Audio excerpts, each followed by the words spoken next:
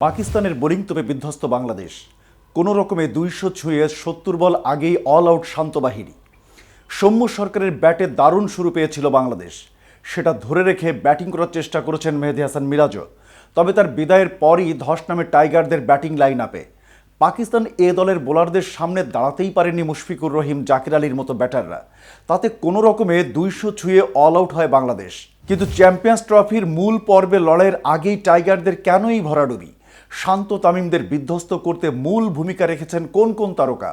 বিস্তারিত থাকছে প্রতিবেদনের বাকি অংশে।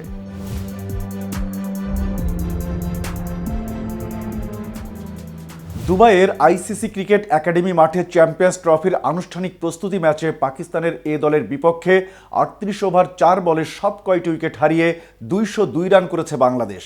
দলের হয়ে সর্বোচ্চ ৪৪ রান করেছেন মিরাজ। তাছাড়া ৩৫ রান এসেছে সৌম্য সরকারের ব্যাট থেকে। টসে জিতে ব্যাট করতে নেমে শুরুটা ভালো করতে পারেনি বাংলাদেশ।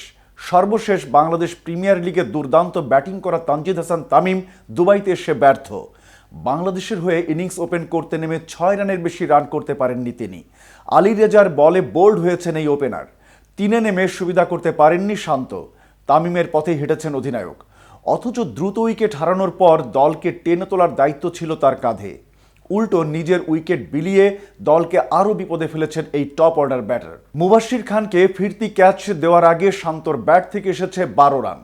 তামিম শান্ত ব্যর্থ হলেও আরেক প্রান্তে দুর্দান্ত ব্যাটিং করেছেন সৌম্য সরকার।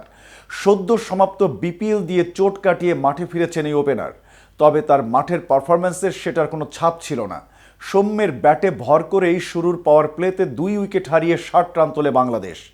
ভালো শুরু পেয়েও ইনিংস বড় করতে পারেননি সৌম্য। কপালের দোষেই সাজঘরে ফিরতে হলো এই টপ অর্ডার ব্যাটারকে। রান আউটে কাটা পড়ার আগে তার ব্যাট থেকে এসেছে ৩৮ বলে ৩৫ রান। সৌম্যের বিদায়ের পর দলের হাল ধরেন মেহেদী হাসান মিরাজ। ৪-এ নেমে শুরু থেকেই আক্রমণাত্মক ব্যাটিং করেছেন তিনি। তাকে সঙ্গ দিচ্ছিলেন তাওহিদ হৃদয়। তবে ১৯ রানের বেশি করতে পারেননি এই মিডল অর্ডার ব্যাটার। হৃদয়ের বিদায়ের পরই ধস নামে বাংলাদেশের ইনিংসে। দুর্দান্ত ব্যাটিং করা মিরাজ সাজঘরে ফিরেছেন হাফ সেঞ্চুরি না পাওয়ার হতাশা নিয়ে। তার ব্যাট থেকে এসেছে ৫৩ বলে ৪৪ রান। মিডল অর্ডারে ব্যর্থ মুশফিক, জাকির আলীরা। তাতে ১৫০-র আগেই ৭ উইকেট হারায় বাংলাদেশ। দলের এমন বিপর্যয়ে হাল ধরার চেষ্টা করেন তানজিম সাকিব ও রিশাদ হোসেন। তবে ১৫ বলে ১৪ রানের বেশি করতে পারেননি রিশাদ। আর সাকিবের ব্যাট থেকে এসেছে ২৭ বলে ৩০ রান।